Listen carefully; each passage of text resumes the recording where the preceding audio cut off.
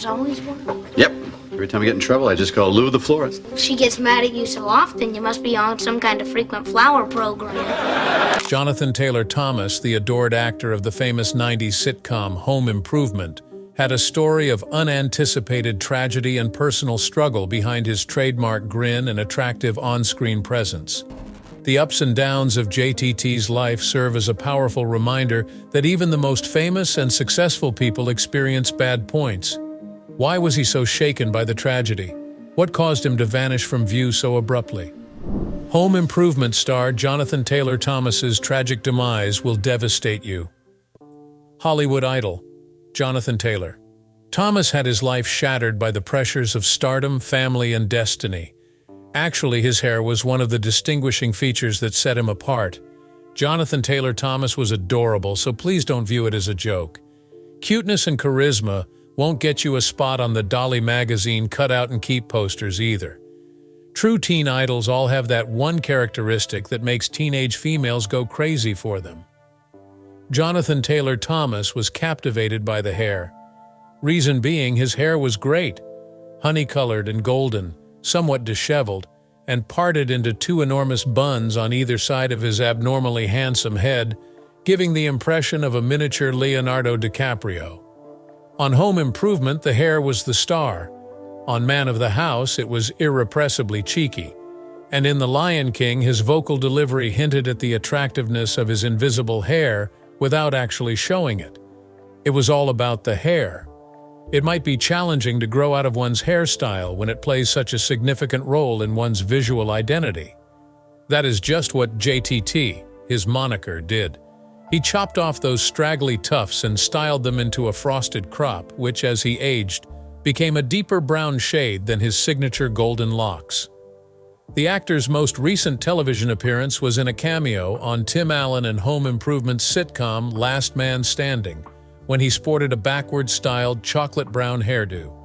Ever since that incident, Jonathan has remained completely absent from the silver screen. The question of what became of Jonathan Taylor Thomas's hair must be considered. Why? Because finding out the star's fate is tied to answering that question. However, like with any narrative, let's begin at the beginning before delving into the specifics. Even though he overcame incredible obstacles in his life, we all remember the beloved TV personality from yesteryear. Let's go back to the beginning and find out what happened that made him die. Stephen Weiss and Claudine Galvis had a son named Jonathan Taylor Thomas on September 8, 1981, in Pennsylvania.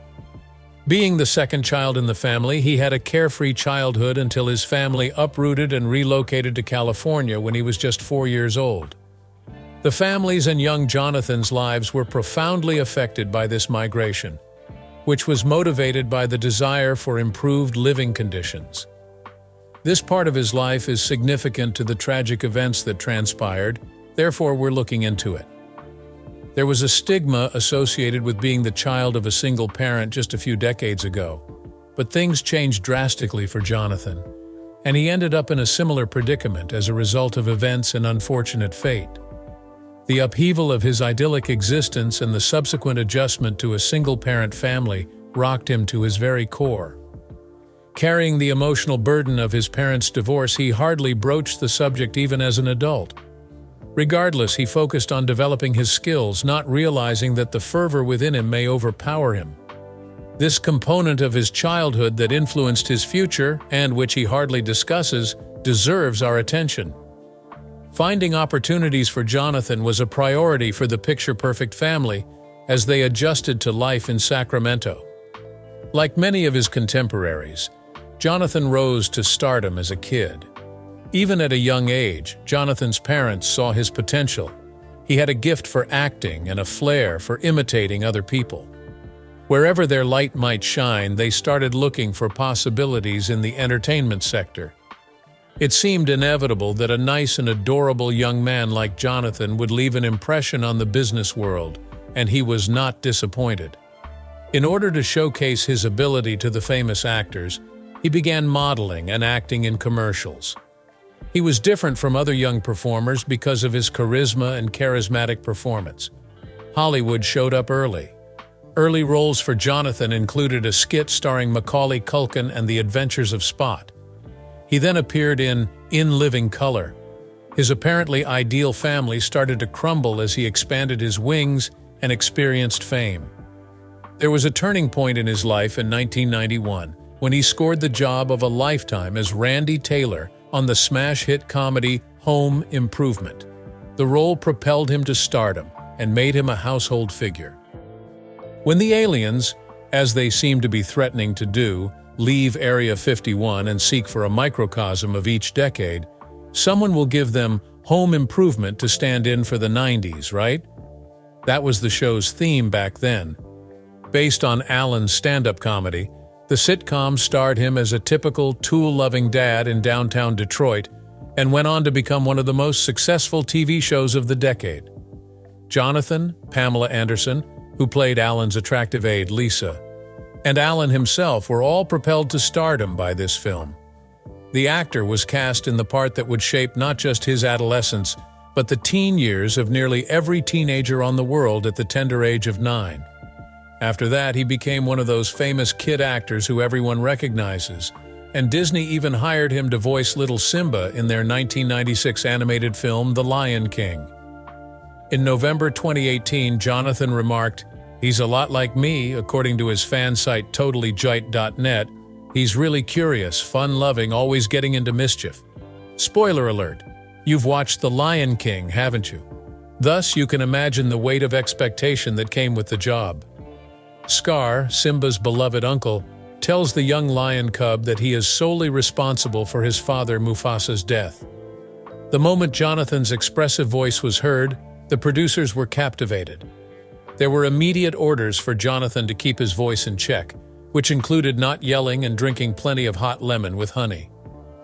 2 years passed during this process of voice protection, during which the actors flew back and forth between Los Angeles and Florida to record their lines for the film, which finally aired in 1996. Following the conclusion of The Lion King, Jonathan continued his annual return to Home Improvement until 1998. His role as Randy, the show's middle kid and an actor with a natural comedic talent, provided the ideal counterpoint to his parents' characters on Home Improvement. After then, he appeared in every season until Randy left the family home for a study abroad program in Costa Rica in the 8th and last one. Jonathan did not return for the May 1999 series finale, as his previous appearance was the Christmas special. Randy became so well known that people would treat him like a member of their own family. However, his parents' relationship was worsening despite all the achievements. Their marriage was broken, and even their celebrity and fortune couldn't mend it. A divorce was finalized. Doing this to a little boy who had been famously successful at such a young age and had no one at home to help him out was cruel. He had to keep his composure in the face of millions of people's expectations as he processed the devastating circumstances at home. People can't handle this type of stress. Actors and TV personalities are human beings like the rest of us. We should treat them with compassion and understanding. However, in the cutthroat Hollywood industry, lavish gifts like this are seldom offered without payment. After the breakup of his parents' marriage, Jonathan and his younger brother uprooted to Los Angeles to be closer to their mother and pursue their dreams. The life of the young actor was once again altered by this shift. The famously chaotic streets of Los Angeles supplanted the tranquil Sacramento suburb. At this juncture in his life, Jonathan was transformed by the crucible of professionalism, and he went on to become one of the most beloved comedy performers of the 90s. Jonathan came to terms with the fact that it wasn't all rainbows and unicorns, despite his popularity and the love of his supporters. The allure of Hollywood's conventions and glamour began to wane about the middle of the 1990s. One of Jonathan's interviews from 1996 was with Premiere magazine, in which he voiced his disapproval of the acting industry, saying, "You can't be trapped in this bubble called the acting industry. The industry is neurotic and weird. When I go home and play basketball with my friends, I'm not Jonathan Taylor Thomas. I'm just Jonathan. I don't like hanging out with other actors and actresses." Hollywood was rocked to its core by this revelation, which angered many who thought he shouldn't have spoken out. But he didn't end it there. He turned down the A-list lifestyle that Hollywood had to offer and avoided the spotlight because he found it all depressing.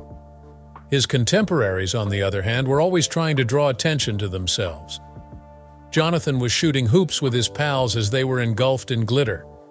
Hollywood, known for its callous attitude toward the emotional and moral well-being of young performers, is only concerned with financial gain. There are many instances of exploitative practices that lead to the downfall of young children, making it one of the most brutal businesses globally. Then what was Jonathan's journey like? Was he just another Hollywood victim, or did he accomplish something truly remarkable? We will discover. Because of the country's love with show industry, the United States makes an exemption for child performers, even though child labor laws generally ban children from working.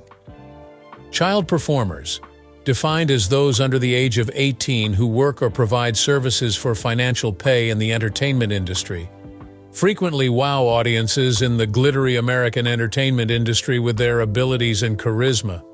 But behind the scenes, these rising stars have their own set of problems, such as taking care of themselves mentally while they build their careers.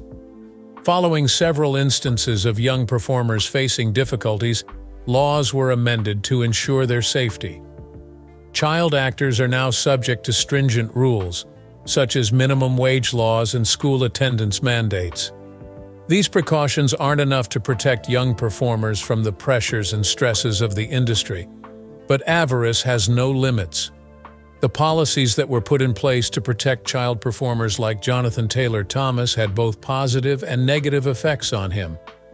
A carefree childhood was robbed from him by his schedule, as he detailed in an early interview with People magazine, working on set for more than 9 hours a day. He mastered the art of juggling his academics, friendships, and job commitments while consistently putting his performances first. But his hectic schedule was causing him health problems, such as splitting migraines, which he would frequently push through, not realizing how bad his situation was.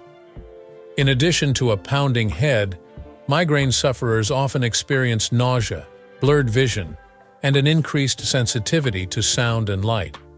While onlookers assumed celebrities had it easy, Jonathan was on his own to deal with these problems.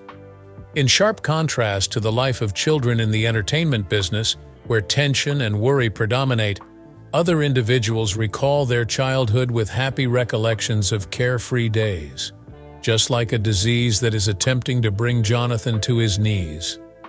Jonathan Taylor Thomas was leading the life of a top conditioner in the 90s when all this happened.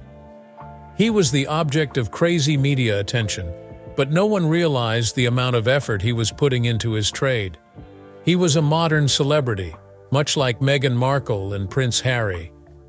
The paparazzi would even track him to his restroom in an effort to elicit a tale from him. Is there a good story about an actor who is still a minor? Love stories, naturally. Did he inflate their relationship for the sake of the media, and if so, what type of romance did they get? We will discover. Whether he wanted it or not, Jonathan found himself in the spotlight, and speculation about his private life dominated conversations in both fandom and the media. The females he saw turned became his devoted followers, and he began to distrust every one of them. During this time, tabloids were at the height of their popularity, and reports involving famous people's private lives were sold out before anybody could smell them. Other famous people and media moguls find this type of stuff intriguing, but Jonathan, who was already trying to shun the spotlight, was the complete opposite. How did we hear about these rumors if he was against them? Everything started in 1998, when Jonathan was a guest on Jay Leno's The Tonight Show with a remarkable incident. By bringing up the allegations about Jonathan's closeness, Leno demonstrated his directness and knack for getting individuals to spill the beans in front of him. Not only was Jonathan difficult to crack, but Leno was also an unusual participant. "Is it true that you swing that way?"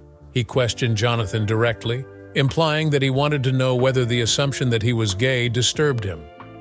However, he demonstrated that he was difficult to work with, and Leno realized that he required further training. When Leno probed more, Jonathan said, "It's just Hollywood. These kinds of rumors are sure to fly off." He then casually brushed off the subject. He asked Jonathan straight out, "Are you gay?" Jonathan's response stunned the media and had a bad impact on Leno's portfolio, but he wasn't going home empty-handed. Jonathan laughed and responded, "No, I'm not."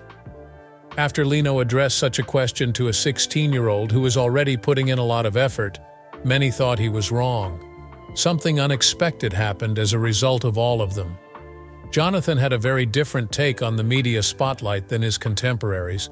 Jonathan, in contrast to everyone around him, sought for any opportunity to escape the limelight. His success was greatly influenced by his fans' love and support, and he truly appreciated it.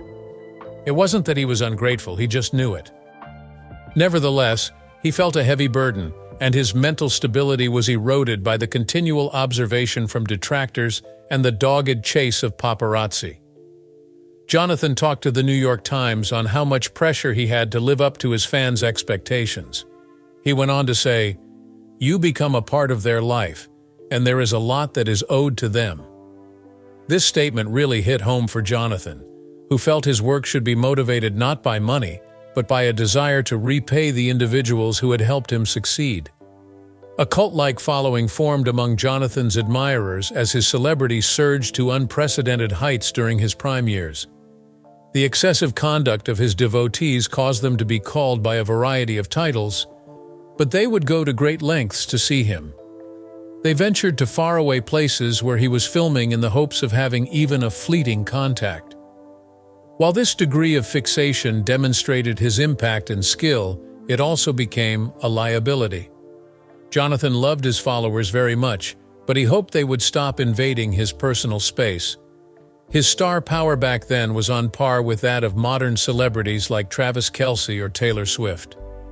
He loved and appreciated his admirers, but he had to take extreme precautions to safeguard his privacy from their relentless prying. Unknowingly, his admirers' efforts to cling to him caused him to recede even more from the spotlight. Problems arose for Jonathan in proportion to his rising stardom. Staying true to one's image, giving outstanding performances, and understanding the complex mechanics of the entertainment industry became a relentless burden. Finding comfort in his achievements was challenging due to the weight of public opinion and the constant scrutiny from the media. A lot of the time, he wished his career had been simpler back when he was younger, and his dedication to his work hadn't been compromised by the pressures of stardom. In addition, his private life started to suffer as a result of the constant scrutiny. As he battled to maintain a healthy equilibrium between his public and private selves, he experienced tension in his relationships with loved ones. A sense of alienation and miscommunication washed over him as the boundary between the two dissolved. His once biggest fans turned out to be his worst nightmares as their expectations skyrocketed to unattainable levels.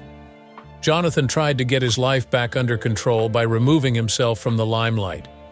He slowed down on his public appearances and picked enterprises with integrity rather than ones that would make him seem good to the media.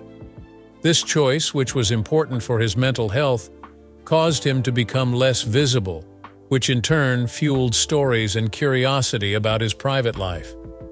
In the end, Jonathan's path to stardom included both positive and negative aspects. With it came unprecedented adulation and success, but also an amount of scrutiny and strain that few could manage. The complicated and even paradoxical nature of celebrity, as his narrative shows, is on full display. After all, the pursuit of fame may sometimes cause one to lose touch with who they truly are. Never having been able to love someone without bringing them into the spotlight, always dodging admirers, and being on the watch for paparazzi, he had had enough.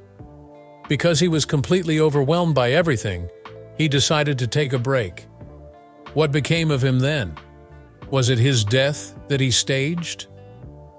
Up until 2013, Jonathan didn't do anything in the entertainment world. His 10-year absence led many to speculate that his stint in the spotlight, following his appearance on Home Improvement in 1999, was just a fling in the wind. Regardless, Jonathan took advantage of this decade to surprise everyone.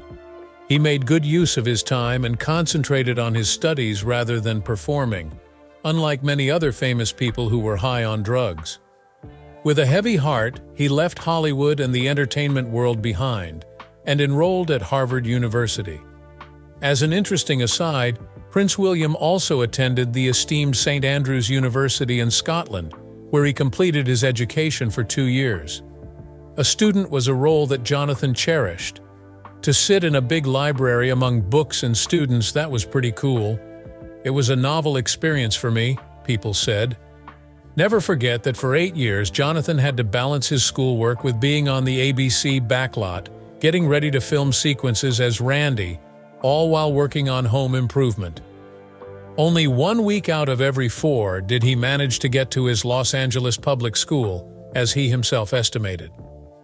Additionally, Jonathan and his 2 on-screen brothers were instructed to play in the unoccupied and potentially dangerous areas of the set during their free time during the first 2 seasons of the popular program, while also being required to sit on the director's chairs, which were permanently fastened together. The 3 lads went on strike at one time, not showing up to work until they were provided with a safe and professional working environment, because the conditions had gotten so awful. His devotedness to his studies led his admirers to assume that he had given up on the entertainment industry altogether. To be an actor, though, is to constantly shock your audience, and that is precisely what Jonathan accomplished in 2013 with his unexpected return. His daring comeback to the entertainment world had everyone speculating about his whereabouts throughout his absence. They had no idea that Jonathan had been training for his next major part, and that his return was only the start of a thrilling new phase in his career. An unexpected cameo in the sitcom Last Man Standing, co-starring Tim Allen, his former co-star from Home Improvement, marked his return to the acting big screen after nearly 15 years away. This made some admirers weep with nostalgia, since it showed that Jonathan was still in touch with old friends and hadn't forgotten about his glory days. It was Jonathan's passion in directing, according to Tim Allen, that prompted him to return to acting. Jonathan had been observing John Pasquin, the show's director, in order to gain a better understanding of the directing process. But once Allen complimented Jonathan on his acting, he felt he had no other option. In addition, Allen mentioned that his longtime buddy had changed significantly. Although he had been outgoing and enthusiastic when they were younger, he now seemed apprehensive and timid whenever they were filming. It was obvious that his followers wanted to see more of him. Some even said they would return to the days of driving hours to see him. Fans were content knowing they would see another one of his TV appearances, or failing that, at least some of his directing credits. They were all pumped up and ready to go, but the unexpected arrival of Jonathan put out the fire. He stated he would not be participating in any of them because he had previously witnessed his punishment 2 years prior. The supporters were not going to approve of Jonathan's plans, which he had announced in 2011. He stated, "I think at this point, I'd eventually like to work behind the camera, actually." His intention was not to become a director and create films and television series, but rather to explore various career paths outside of acting. Because of this, a lot of his supporters felt let down and disappointed in him. At the age of 42, Jonathan Taylor Thomas has a net worth of about $12 million. It's tragic to think that the same thing that brought him popularity and adoration from people all around the globe was also the cause of his downfall. It's sad that he had fame, fortune, and everything that a normal person might want, yet he still couldn't love. It was as if he made a pact with the devil, trading his carefree youth for eternal love and devotion. A respite was necessary for Jonathan, who suffered from the same affliction as nearly every kid actor. Addiction and other problematic coping methods are ways that some child performers cope with the constant stream of attention and spectacle that they experience during their adolescence. Jonathan only wanted a period of seclusion from the limelight. Why? because he was the center of attention. His mother, Claudine, told People in 1994 that Jonathan's fan letters were overwhelming and that she was considering employing someone to help her respond to them all. During his summers off, he worked on film projects like Man of the House, in addition to working almost 10-hour days on the home improvement production. According to an interview Jonathan gave to People in 1994, he mentioned school, friends, studying his lines, and making sure his performance fits the bill. The number of shows I've performed while suffering from a severe migraine is beyond my comprehension. I get swamped with fan letters, and I do read them. I appreciate each and every letter, Jonathan added, continuing an interview in which he attempted to make sense of his celebrity. It breaks my heart that young people use pen to paper to express feelings that are so personal. Things like these are crucial. If I could find the time, I would love to sit down and write a 2-page letter to each one. Trust me, I would. Jonathan, on the other hand, would meet with his followers face to face. His fan site, Totally. JTT fondly remembered how he would travel throughout the United States for signing sessions, making sure that each and every fan got their chance to meet him. I never want to disappoint anyone. JTT's attitude.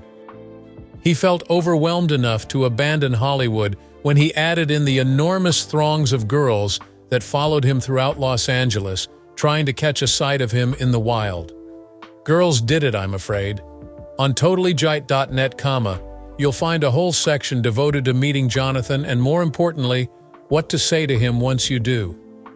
True followers were instructed to treat Jonathan like any other friend, as that is exactly what he desires, to be your buddy. The routine and privacy of a college campus unsurprisingly appealed to Jonathan, who told People in 2013 that the break was therapeutic. Current activities of Jonathan. So what was he up to? Well, for one thing, he was just your average Los Angeles resident, enjoying the outdoors, vegetarian cuisine, film, and live theater. On rare occasions, a fan would discover him at a supermarket or shopping center and tweet about it. However, for the most part, Jonathan avoided the limelight. He avoided red carpet appearances and avoided press events. It was only until Alan cast Jonathan as a character in his mid-noughties sitcom Last Man Standing that he enticed him back onto television. The role also gave Jonathan the chance to pursue his real passion, directing. Jonathan Taylor Thomas's return to the set of Last Man Standing in 2013 was the subject of Tim Allen's observations. As Jonathan adapted to his role, his acting range was on full display. Despite his talent and dedication to the industry, Jonathan was still unsure of what the future held for him. Allen pointed out that Jonathan's interest in directing and intelligence suggested a potential move away from acting. Although Allen and the rest of the crew were rooting for Jonathan to stay in acting, they understood and supported his decision to branch out and explore other areas of the industry. Jonathan's reluctance to commit to acting full-time was palpable, but his passion and commitment to his work shone through. Eventually, he began to direct episodes of Last Man Standing, including one in 2016. Despite being accepted into the SAG-AFTRA board in 2017, he hasn't directed anything new since then. Jonathan Taylor Thomas admitted to Entertainment Weekly in 2011 that he wanted to be behind the camera more than in the spotlight. He clarified that this didn't mean he would never act again, but he was unsure about his acting career going forward. He did say that he loved TV and movies and could see himself working in the industry. As a youngster, he confessed to enjoying perusing the out-of-state real estate ads for amusement. "I eventually want to move out of LA," he said, adding that he does not have any public social media profiles and that no one even knows which city he resides in. "The East Coast is an option I'm open to considering again. Pennsylvania is my home state. However, I am uncertain about my ability to endure the winters." His last movie appearance was in 2013, and the last time paparazzi caught a glimpse of him was in August of that same year in Los Angeles. What's even more astonishing is that he had chocolate brown hair at the time. Since his 2003 red carpet appearance, Thomas has mostly faded from the public eye. By the way, Before you go, hit that subscribe button, leave a comment, and like the video.